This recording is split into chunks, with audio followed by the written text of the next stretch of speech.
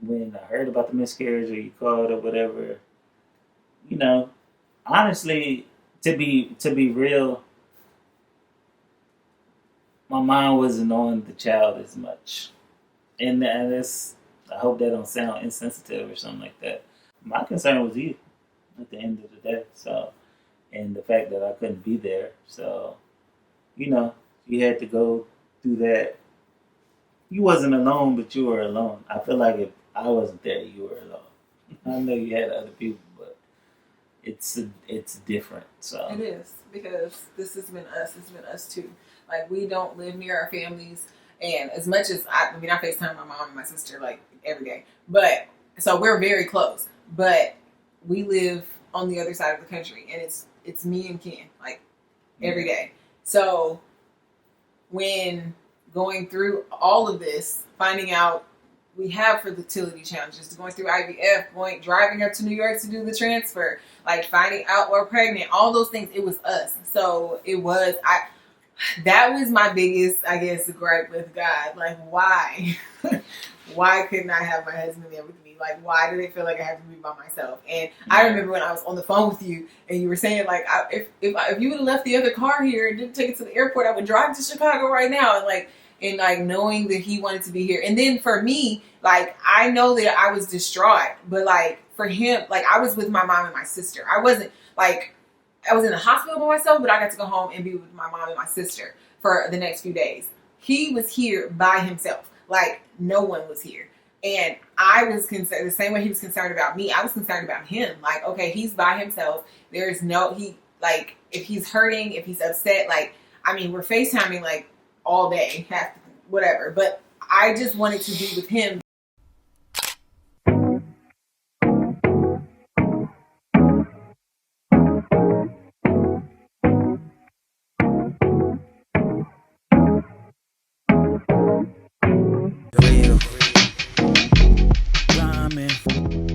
Hi guys, welcome back to my channel. And as you can see, my husband is joining me again. And I am super excited for you guys to kind of hear his perspective on things when it comes to our fertility journey. I think a lot of focus is typically put on the women and the wives in this situation. And I do think that our husbands and our partners, they have their own experience that they kind of go through while also trying to be there to support us as well. So I think I just want to be able to maybe shed light on how they might be experiencing things and what things and how this is affecting them. So like I talked about in our last video, we've been together for about 5 years and we have been married for 3. And we've been trying to get pregnant for about 2.5. And we have had a bumpy ride as far as our journey goes. And I just kind of, first, before I ask you any questions, because there are a couple questions I actually want to ask you, is there anything that you wanted to share about like how this journey has been for you? no, I'm good. Now I'm just playing. The journey is exactly what it sounds like. It's a journey. It's adventures, ups and downs, roadblocks, stumbles. Seem like that's all you run to. I just say from a man's perspective or from my perspective, personally, I would say, men, we are the creatures that want to fix everything, and in this situation, sometimes it feels like you can't fix anything. They kind of little, a little helpless or whatever, however you want to say it. So, you just take the doctor's advice, get second opinions. First doctor might have told you wrong, or whatever the case may be. So, really, it's what everyone. It's kind of the same way everyone thinks. Like, all right, how do I solve this problem? There's so many different avenues and roads that you can go down to try and solve this problem. So you're just trying to figure out, all right, what's going to work for us, how to stay positive, things of that nature. So we have been through 2.5 years of infertility. We've been through 1 cycle of IVF. We've lost a baby. What has been the hardest part of this for you? Like, what has been the... I mean, to be honest, the hardest part is probably watching you go through it, you know. Um, just seeing how near and dear to you that it's touched your life, and you know your pain is my pain. You know what I'm trying to say? So for me, it's I feel I am attached to the situation, but my body isn't going through the effects, and I don't have to feel what it feels like to give birth and there's no baby. Meaning, talking about an actual miscarriage. So for me, it's just I just feel helpless. So that's really where I'm at with it. It's more for you, and the even more sad part about it is, you know, as far as we know, we had it's more male factor than anything. So to see that this is because of, well, I guess you could say because of me, or at least that's how I perceive it to be. So it's just difficult to see how all this plays out, and we're all waiting for that silver lining. So I think what you're trying to say is that you feel helpless and you kind of feel like it's kind of your fault. Part of it, is that what you're saying? Like, well, I mean, yeah, I guess to a degree, if the doctors say it's male factor infertility, then the reason that we're going through this whole process is things going on in my body. So at least that's like I said, it's how I'm perceiving things. Well, for the record, I've never felt like this was just his problem or like something that was his fault. I've never felt that way, and I hope I've never made you feel that way. Yeah. Because I do think that regardless of who had the issue, like whatever problem there is, we're one. We're trying to create a family together. So if there's an issue on either side, we both got to tackle it regardless. At the same time that we may have male factor infertility, I've also had 2 miscarriages, and that's not male factor. So the issue is not just on him. It's not just on his side. Mm-hmm. We clearly got an issue kind of on my side as well. So it's been a journey trying to navigate one problem and then figuring out that there might be another problem. It's interesting. Infertility has definitely kind of rocked our marriage a little bit in some ways. I think that we've handled it pretty well, but we have had some heated discussions over like things that have come up throughout this journey. And we weren't always on the same page about how to move forward. So for me, when we first found out we had an issue and they told us that our best bet would be IVF, I was like gun ho, like let's go, let's do this, let's move like yesterday. And he was more like, hold on, slow down, like this is too much, we're moving too fast, let's pray about this, let's kind of slow down. And I think we both of our perspectives were probably needed. Mine because I'm okay with moving forward and trying something different, but his is his perspective. He's coming from a faith perspective and not just jumping into something because the doctor said it. So I think we mellow each other out, or we kind of level each other out. So I think that it's good that we kind of think differently, but it has caused friction. So I guess my question is, like, when I was ready to move forward with IVF and you weren't, like, where was what was your thought process during that time? Like, what were you thinking, and when did your mind start to change about moving forward? Well, I mean, first of all, for me, and not to say that you had got a proper definition of what infertility was. We weren't trying for 2.5 years before we found out. We weren't trying that long. But when you found out that infertility is doing nothing to prevent it, then that's when you said, we've been trying a lot longer. But, mentally, we weren't trying that long, per se. But, so for me, it was just like, hey, just give it a little time. I know you're consuming a whole lot of information. I know that you want to move fast. You're thinking fast, so you're making fast actions. And for me, it's just like, hey, I just don't operate that quickly. I like to move on my own timeline. But when you are married, you do have to compromise. So like, you know, me moving on my timeline, trying to be fair to yourself and fair to your spouse at the same time. So that's really just where my issues came in with. Not saying infertility isn't a pressing issue, but I'm kind of even keeled about everything, and that could be a good thing, that could be a bad thing. Take it how you want. I'm kind of even keeled about everything, how I put my mindset into it, and all of that. So, we like my wife, she'll receive all this information, and sometimes she'll get it all and decipher through it all the right way, and then sometimes she's just going to panic mode. So for me, that's just not how I operate. So yes, we're gonna bump heads when it comes to stuff like that. You know what I mean? But ultimately, we came to a decision about what we was gonna do, how we were gonna do it, whether we were fully in agreement or not.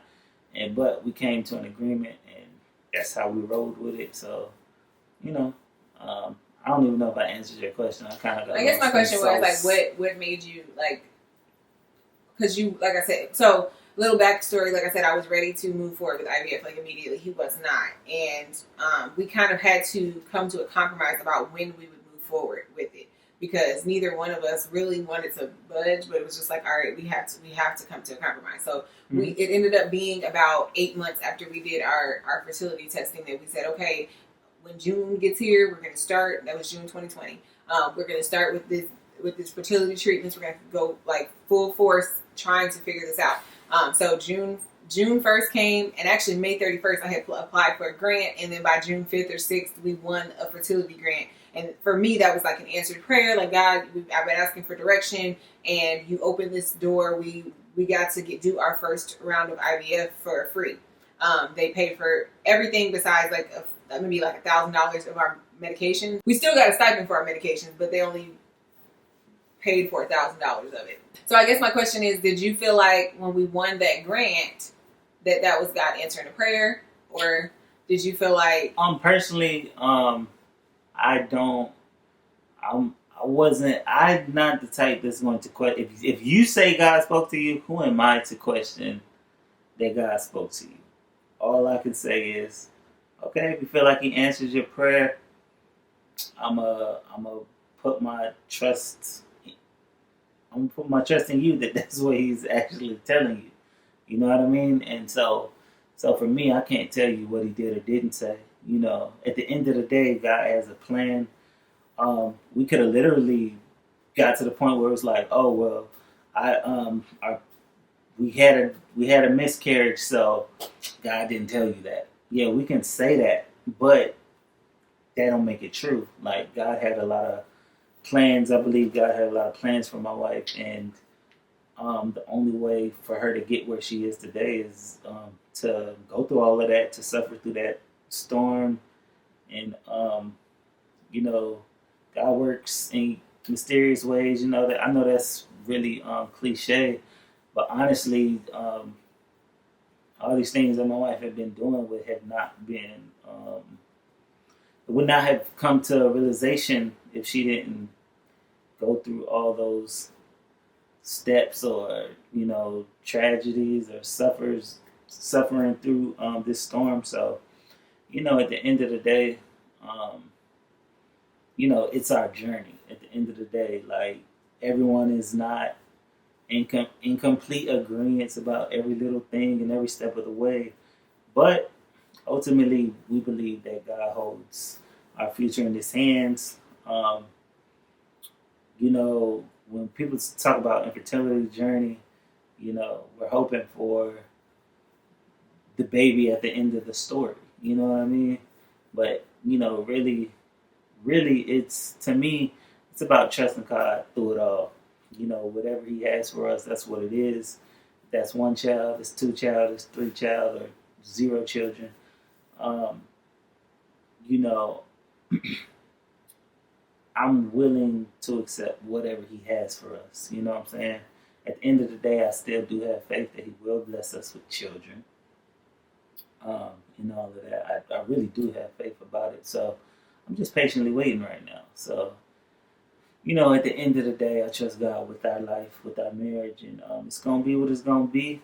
Oh, that's his favorite saying, guys, and it drives me absolutely crazy. Uh, Like, I really hate when he says that. But it's gonna be what it is gonna be what it's gonna be. That don't mean that I'm not gonna give my full effort to the cause of having a baby and all that thing. But at the end of the day, like, there's a lot that's in our control, but then you have that whatever percentage, that 5-10% that's not in your control. And, yeah, maybe more than that. But it's just about giving all the effort that you can give on this side of heaven and let God do the rest. That's just how I look at it. A couple weeks ago on Instagram, I put up a little question box and asked people for questions that I should ask him when I bring him on my YouTube channel. And someone asked the question, what advice does he have for men that are going through the infertility journey with their spouse? Like, what advice do you have for men? My advice for men is be supportive the best way that you know how. Might not always be perfect, but the effort counts. I would also say, even though I haven't been the greatest at it, do all you can do to definitely, if you have male factor infertility, do all that you can do to help the situation, whether that's eating healthy, exercising, or whatever the case may be. But just the most you can do is be supportive. Bring flowers for no reason. I gotta get better at this to wash dishes when you can. Like, that's enough heartache on her about the infertility. So, make her feel good about something else, something different. Take some weight off her shoulders, I guess you could say that. So, really, that's my advice. It's not really deep at all, but when you see a need to do, then just do. So. I like that. That's definitely super helpful, because I think that there's just sometimes when there's just some days where I wake up and I have zero energy, and it's not because I've just done a bunch of stuff or like I have a lot going on. Sometimes, because honestly, this is my slow season with work. I'm a wedding photographer. This is February now, and I'm not working shooting right now. So this is my slow season. There's still times when I wake up and I'm just mentally drained. I just don't have the energy for anything, because I feel like my brain is always moving. I'm always trying to find out more information. I'm the one talking to doctors. I'm the one who's trying to figure out about medications and my next appointment and my next lab test. And it's just mentally draining. So sometimes I just don't have the energy to take care of the house and to worry about the food. And even on top of that, and I said that for the men, this is what I'm gonna say for the women, in my estimation. Like, y'all, we are on two different planes. Men and women are two different planes. So, like, while she's doing all this worrying about each and everything and panicking and all this other stuff, all I'm saying is that men are not going to express themselves in the same way that you do. We're not your mom. We're not your girlfriend. We don't speak the same language in that manner.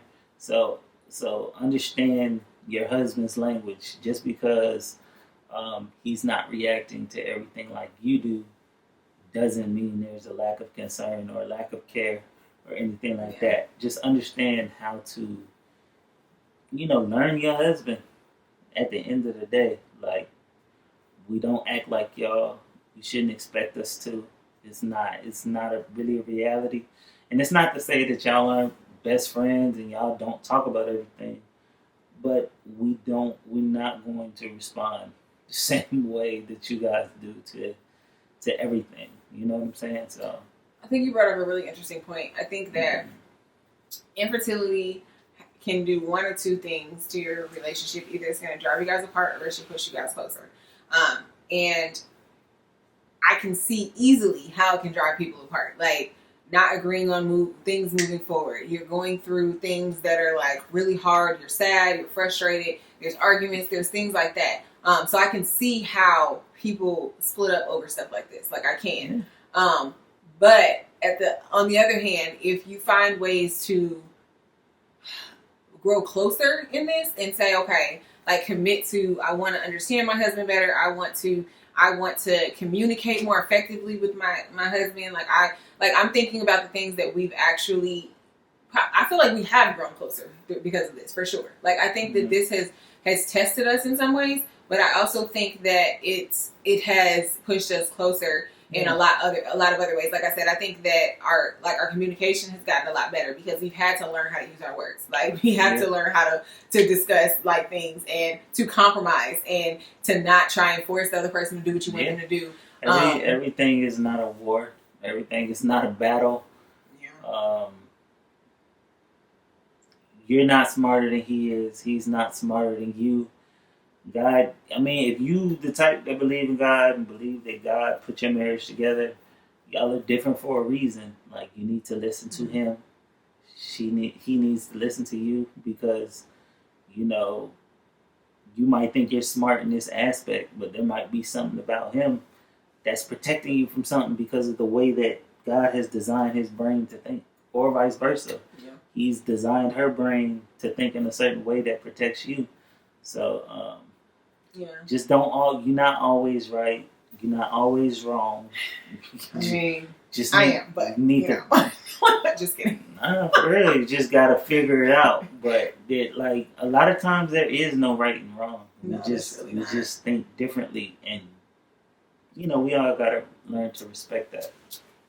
Yeah, I definitely. Yeah, that's for sure. I think that like I said, it's tested us, but it's also bringing to light issues in our marriage that we didn't realize were there. And it's like refining us, if that makes sense. When you're in the honeymoon phase of a relationship, everything's good. There's nothing wrong. We don't have any problems. It's fine. Like, you think everything's great. But then when you start actually getting tested, when your marriage is actually going through tests and trials and storms, that's when you see all the imperfections. That's when, like, it's like a mirror is being put up and you're just like, oh, I am selfish. Oh, I am manipulative. Well, I'm not saying I'm all these things, but I just mean, for real. You want to make the face? For real. I'm manipulative? Look, I have to be able to communicate with the people without you knowing. I don't think I'm manipulative. I hope I'm not. Am I? No. Okay. No. And like, but I'm just saying, all the things that you don't realize that you have issues with comes up when you're actually going through something. So it's actually necessary for us to go through something. I would not necessarily wish infertility to be the thing. At the same time, God is going to put you through something. And if your marriage is really going to be built to last, like really last, then you're going to have to pass some tests. And I think this is one of our tests. I do believe, the same way he said, I do believe we are going to have children. I believe that God has a family in store for us. I feel like we're going to look back at these videos in 10 years and be like, man, look how far God has brought us. So I fully believe that's going to happen. How that's going to happen, I think that's up to God. I don't know. We're still trying to navigate that and we're praying about it. Yeah. But I do think that he has a family and children and babies for us in the future. Hopefully the near future. But yeah, I think our marriage is being equipped like never before. Like, this is something that is equipping us for the long haul. So throughout this entire process, Ken has been super, super supportive. Like, when I say like over the top supportive, I mean, when we were going through IVF, he gave me all but I think 2 shots the entire time. Like, he has been hands-on helping me through this entire process, and quite honestly, I'm super grateful for it because I don't know that I would have done this if it were not for his support. Like, if he wasn't so hands-on, if he wasn't helping me every step of the way, I wouldn't have wanted to do this by myself. Like, the 2 shots that I think I gave myself, I was like, okay, yeah, I don't want to do this. I don't want to, because I just feel like, honestly, I feel like as that's the one thing I would suggest to husbands. Immerse yourself in the process. Like, don't just sit back and watch her do it herself. Help. Because you can't physically do anything. You can't physically do the shots. You don't have to take all the pills. Help in some way. If you are squeamish and can't do the shots, then please make sure dinner is ready or something. Do something to kind of take the load off of her in some way. But again, he has been super supportive, and I'm super grateful for all of that. But when it came to the actual miscarriage, the way that it happened, for a couple of reasons, I was actually by myself. I was in Chicago for my sister's birthday. We live in We live in Delaware. He's in the military, by the way. I think I've mentioned that a few times in other videos. He's in the military. So we're stationed in Dover, Delaware right now. And I was in Chicago visiting my family because I hadn't seen them like all year because of COVID. And that's when the miscarriage happened. On top of that, because of the fact that COVID is happening, I was at the hospital by myself. My mom could drop me off, but they would not let her back. So I ended up having that experience completely by myself. And it was, I think that was one of the most painful parts.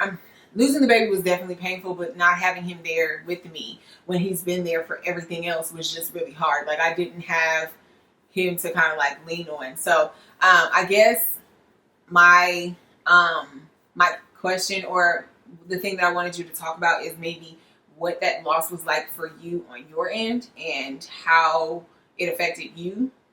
Because I did do an entire video talking about how the miscarriage kind of affected me, but how did that loss feel for you? Like from finding out we were pregnant, going to an ultrasound with me, and then I'm not even in town and you're on the phone with me hearing that I'm having a miscarriage. Well, I mean, finding out that you were pregnant and stuff was, that was exciting times. You know what I mean?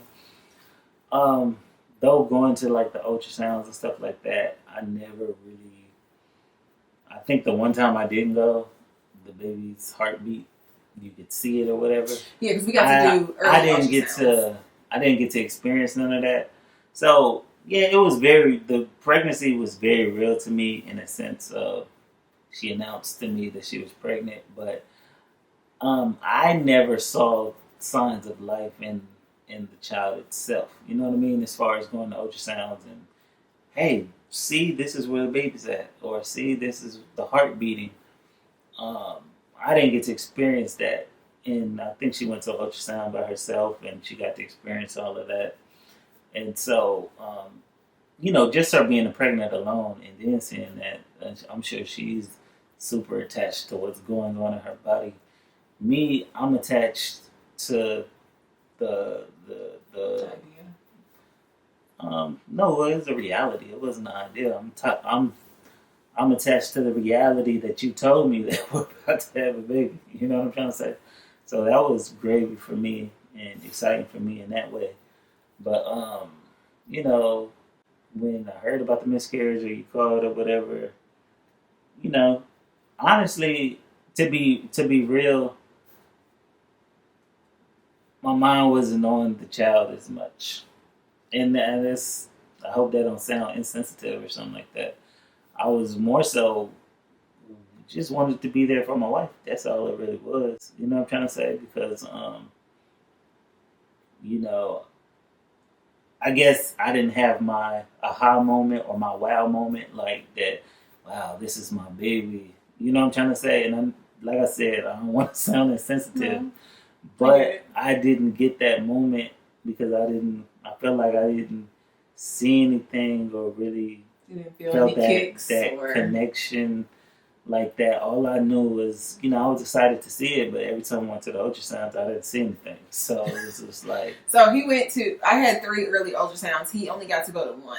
And at that point, all they could see was the sac. Like, they couldn't see the heartbeat. You couldn't see the baby or anything like that. It was just like a picture of the sac. So he didn't get to actually see that. I did go to one after that where I saw the heartbeat, but he couldn't come because he had to go to work or something. So, But, ultimately, to answer the question, when all that went down, my concern was you at the end of the day. So, and the fact that I couldn't be there. So, you had to go through that. You wasn't alone, but you were alone. I feel like if I wasn't there, you were alone. I know you had other people, but it's different. So it is, because this has been us. It's been us too. Like, we don't live near our families, and as much as I FaceTime my mom and my sister like every day, but so we're very close. But we live on the other side of the country, and it's me and Ken like every day. So when going through all of this, finding out we have fertility challenges, going through IVF, driving up to New York to do the transfer, like finding out we're pregnant, all those things, it was us. So it was, that was my biggest, I guess, gripe with God. Like, why? Why couldn't I have my husband there with me? Like, why did it feel like I have to be by myself? And I remember when I was on the phone with you and you were saying, like, if you would have left the other car here and didn't take it to the airport, I would drive to Chicago right now. And knowing that he wanted to be here. And then for me, like, I know that I was distraught, but like for him, like, I was with my mom and my sister. I wasn't like, I was in the hospital by myself, but I got to go home and be with my mom and my sister for the next few days. He was here by himself. Like, no one was here. And I was concerned the same way he was concerned about me. I was concerned about him. Like, okay, he's by himself. There's no, like, if he's hurting, if he's upset, like, I mean, we're FaceTiming like all day, whatever. But I just wanted to be with him because I know that while women go through a lot during that process, men also have emotions. Like, and they're hurt by, I assume, right? I don't feel nothing. I'm a man. Really? Yes. God. No, okay, that is a question. What did you feel? I just told you. I felt for you.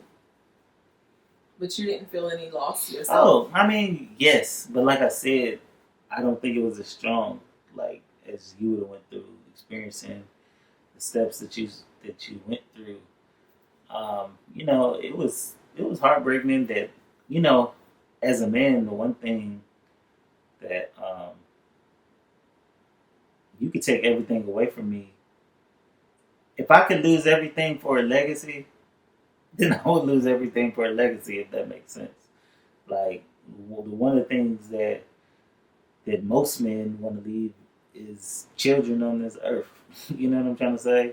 An heir, a son, daughters. You know what I mean? So, you know, everything that, you know, infertility makes you call all that stuff into question. You know what I mean? Like, will I have a son? Will I have a daughter? You know what I mean? Stuff like that. So it makes you call all that stuff into question because everything's when you're growing up, you have this vision of what things are going to look like, and then you know, a lot of times we can allow what a doctor says to strip that vision away from us, but can't let that happen. You know what I'm saying? Yeah. You just gotta, and not to say that the doctors are trying to strip that away from you, but sometimes, you know, a lot of people, when the doctor tells them something, they think, a lot of people like to think it's absolute. You know what I mean? So, and my question is, my answer would be is, you know, faith is stronger than any drug you could take, any procedures or steps you can go through. Faith is a lot stronger. And don't get me wrong, you still gotta have that faith with the work. So yes, you are gonna take the drugs. Yes, you are gonna do all those things. But you know, some things are as real as we think they are. So that's it. Well, I think that's all I have for today. Is there anything else that you want to add? Any tips? Any advice? Anything? I got nothing. Oh. All right. That's it. Well, that's all I have for today. I'm grateful for you coming on here with me and for talking. And the last time. Lies. He'll be back. And I'm just grateful that you got on here with me and you talked from your perspective because I think, again, like a lot of focus is put on women and their experience, but I also think that men have an experience too. And I think that it should be talked about, addressed, and yeah. So this is first of many conversations we'll be having. I have a lot of ideas and things in store for my channel. Thank you for watching and make sure you subscribe. And if you have any topics that you would like me to include him in or any questions for him for maybe the next time, make sure you leave that below because I can definitely reference back to that. And see you guys next time. Goose.